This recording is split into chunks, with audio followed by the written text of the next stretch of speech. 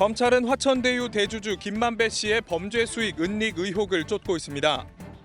검찰 조사 결과 이한성 화천대유 공동대표와 최우향 전 쌍방울그룹 부회장은 지난해 6월 김 씨의 지시를 받아 수원 권선구 입북동 땅을 김 씨 명의로 산 사실 등이 드러나 지난 16일에 구속됐습니다.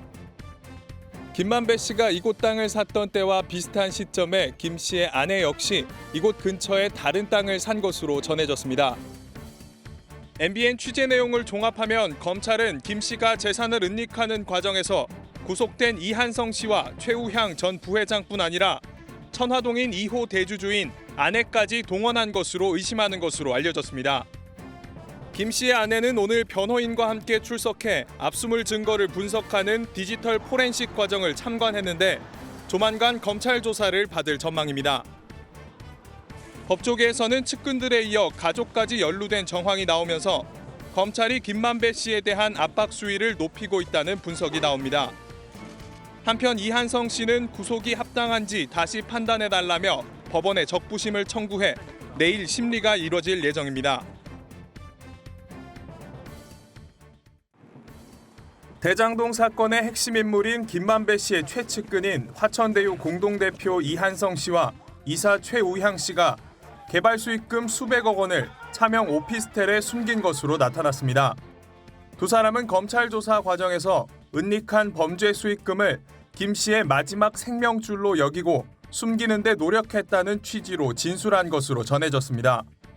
이들은 대장동 수사 초기인 2021년 11월부터 2022년 10월까지 대장동 범죄 수익금 중 275억 원을 은닉한 혐의로 최근 재판에 넘겨졌습니다.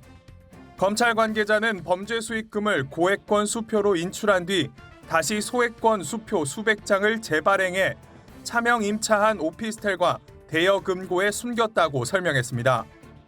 검찰은 빼돌린 범죄 수익금 중 수표 148억 원어치를 압수했고 확인된 275억 원의 범죄 수익금의 사용처도 대부분 파악했습니다.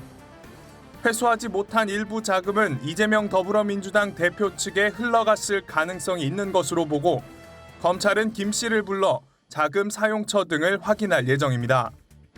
김 씨가 지난달 극단적인 선택을 시도하면서 관련 재판과 검찰 조사가 모두 연기됐지만 최근 건강이 호전된 것으로 알려졌습니다. 연기됐던 대장동 재판은 이번 달 13일에 재개됩니다.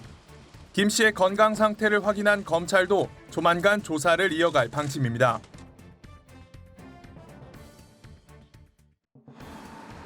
경기도 판교의 베버리힐스로 불리는 한 초호화 타운하우스입니다.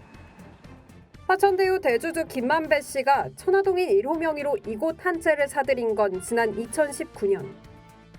연면적 131평으로 당시 62억 원에 팔렸는데 지난달 초 검찰의 자산 동결 신청이 받아들여지면서 현재는 가압류 상태입니다.